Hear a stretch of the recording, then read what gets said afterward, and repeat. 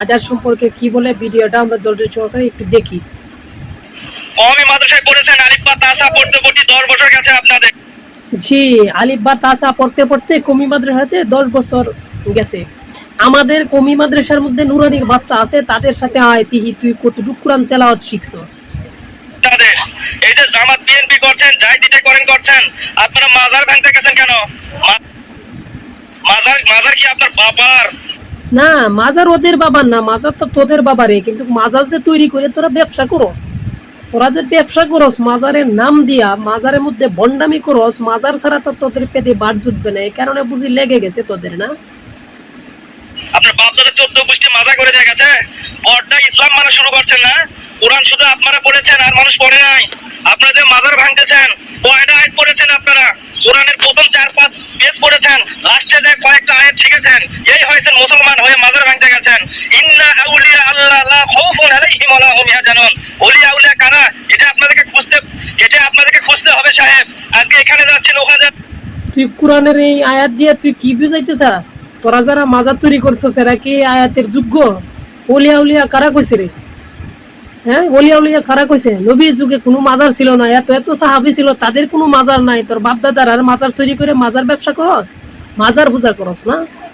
হ্যাঁ, এত এত সাহিবি, এত এত তাবি হ্যাগর মাজার নাই, এত তোর মাজার দিয়ে এত করে তো ইনকাম ভালোই হয়। তোর যদি মাজার না হয় তাহলে তো তোদের পেটে বাদ জুটে না।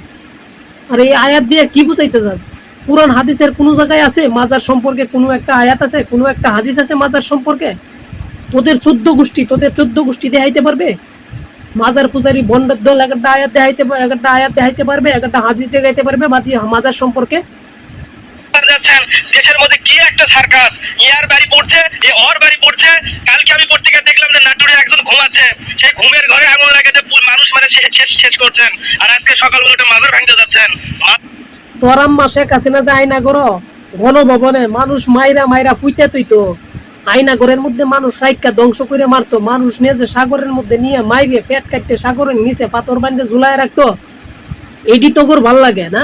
মাজার পূজারির দল তেল মারা বন্ধ কর। এখন বাংলাদেশ স্বাধীন, তেল আর মাইরা লাভ নাই। তোর আম্মা গেছে গা ভারতবর্ষে, তোর আম্মা তগরে টইয়া ফলাইছে, চিন্তা করিস না। মাজার বাংলাদেশে থাকবো না। মাজারে কি বোঝেন আপনারা? মাজার শব্দের অর্থ কি? মাজার শব্দের অর্থ তোর বাপ দাদারা মাজারের মধ্যে সেজদা দেয় আর এক কান হইয়া জিলাপি কাজ, এগুলো হইছে মাজার শব্দের অর্থ। কবর শব্দের অর্থ কি? রওজা শব্দের অর্থ কি? এই অর্থগুলো যদি আপনি বুঝতেন, জীবনে মাজার ভাঙা তো দূরের কথা, ঢাক দিয়ে যেতে পারতেন না। এই শব্দ যদি মানুষে বুঝতো তাহলে মাজার ভাঙা তো দূরের কথা, তোদের বন্ডেল লাগিয়ে মাজার তৈরি করে দিতে, তোরা মাজারকে সেজদা করতে। বাংলাদেশের মধ্যে সাধারণ মুসলমানদেরকে তোরা মাজার পূজা শিখাইতে, ভণ্ডামি শিখাইতে, কিভাবে মাজার ব্যবসা করে তোদের পেট চলে, পেট পূজা করস। সিন্নিকুরের বাচ্চারা, মাজার পূজারির বাচ্চারা। লেখাপড়া করছেন, হুজুকে বাঙালি হয়ে সব বাঙালি হুজুকে বাঙালি হয়েছে, হুজুকে বাঙালি ওই যে স্বৈরাচার হাসিনারে সরাই দিছে, বুঝছস নি? হুজুকে বাঙালি হইয়া বাঙালিরা সবাই মিলে ওই যে স্বৈরাচার হাসিনারে সরাই দিছে। আয়নাগরের মধ্যে মানুষ মারতো, গণভবনের মধ্যে মানুষ মারতো, পুলিশ দিয়ে মানুষ গুলি করে যেমনি ইচ্ছা মারতো, গুম করে মানুষ মারতো। সব কিছু করেন না, আল্লাহর গজব এই বাংলাদেশে পড়বে। আল্লাহর গজব বাংলাদেশে পড়বো না। মাজার যদি তাহে তাইলে গজব পড়বো, মাজার ভাঙ্গেলে আল্লাহর গজব পড়বো না। মাজার সব ভাঙ্গে ঘুরাইয়া দিলে আল্লাহর রহমত বাংলাদেশে বর্ষিত হইব। বুঝলে কি কইলাম? মাজার দিয়া কোনোদিন বাংলাদেশে আল্লাহর রহমত আনা যাবে না। মাজার দিয়া, মাজারও সেজদা কইরা, আল্লাহকে নারাজ কইরা বাংলাদেশও শান্তি আনতে পারত না। তোদের 14 গোষ্ঠী মাজার পূজারি, বন্ড, জিলাপিকুর, সিন্নিকুরের বাচ্চারা, মাজার পূজারির বাচ্চারা, মাজার বাংলাদেশে রাখা হবে না।